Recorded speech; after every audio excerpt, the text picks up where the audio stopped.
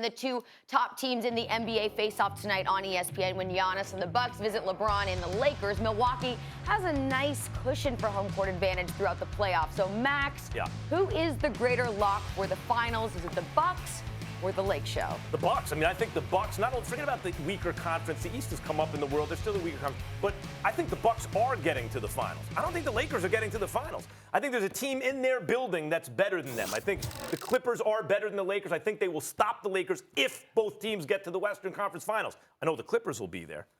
So I think the answer is the Bucks. Of course, right? I mean, if it's between these two teams, I think the Lakers. I think that there's something to be said for stopping Giannis. We still haven't seen the Bucks demonstrate that they have an answer when people build the wall or have defenders that can play against Giannis. We've seen some teams in the East that demonstrate. We can even go to Miami, which I know that Perk said on Get Up that he thinks Miami can beat them because they have someone like Adebayo who can give Giannis problems. And I think the Celtics are another team that have enough big perimeter guys that can, like bigger guys on the perimeter that can give Giannis problems. There is no answer for that.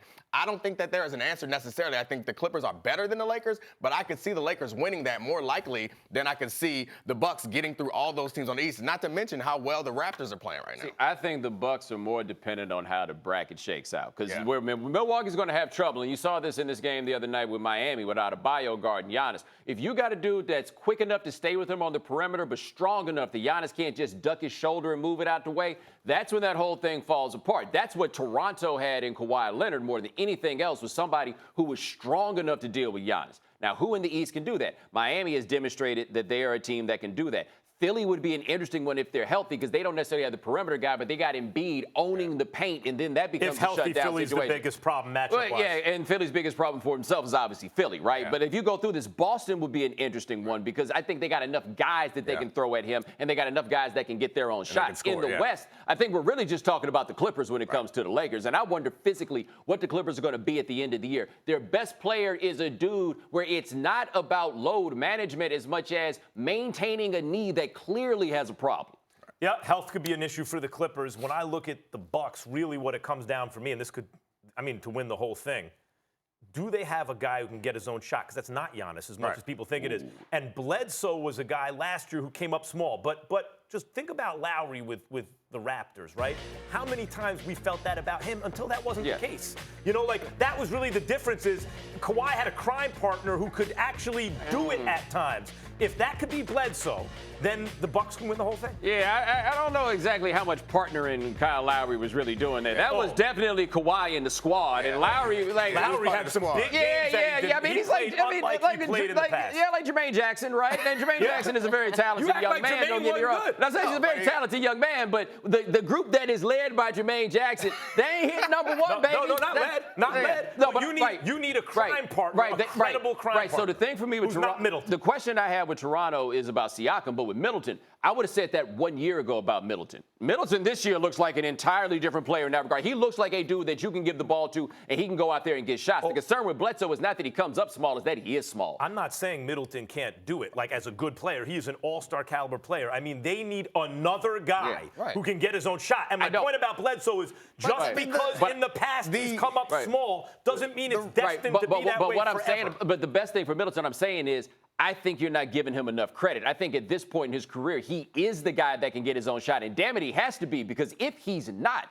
they have no chance. The Raptors have multiple guys, or at least last year they had multiple guys that could get their own shot. At this point, you're looking for the Bucks. You're looking for the first guy to be able to get his own shot. If we're going to conclude that Giannis isn't that guy, and that's easier. He's going to have at least 2 tough rounds in the East. I feel like the Lakers, they're going to have the Clippers, and that's it. And they are Clippers with Kawhi, who is not fully healthy necessarily and may be worn down by the time they get there. Like, I feel more confident in LeBron and AD against the Clippers that one game than I do necessarily against Giannis going through the Celtics, going through the Sixers, and going through the Raptors, or in Miami. They're going to have to go through. I mean, Houston and Utah, we're giving the short. Even the team like Dallas could be dangerous when it comes down to it. The Lakers have one big problem, though, which is LeBron's going to have to play a lot of minutes And he's Because already played but if you look at their net rating with Anthony Davis on the floor without LeBron, they're better off with both of them off the floor than they are with Anthony Davis by himself. Like, he has not been a player this year that can carry the team when LeBron is not out there. So how many minutes a game is LeBron going to have to play? You're talking about Kawhi's knee, but while everyone, I can't tell you how many people,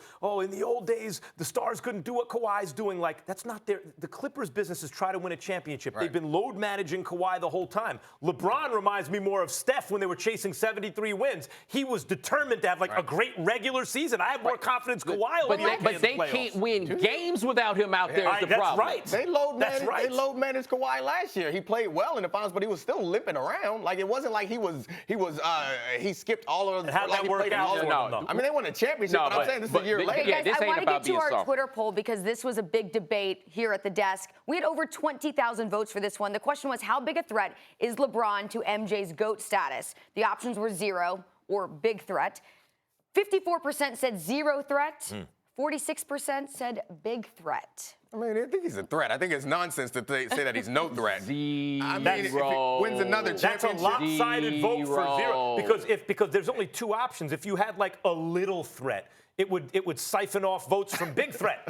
Well, I mean, if he wins another championship, I think he absolutely gets in the conversation. And as time goes on, more people. Okay. He ain't getting more people will be wrong. He ain't getting. But like this, he might get in the conversation. I will not be participating in it. Right?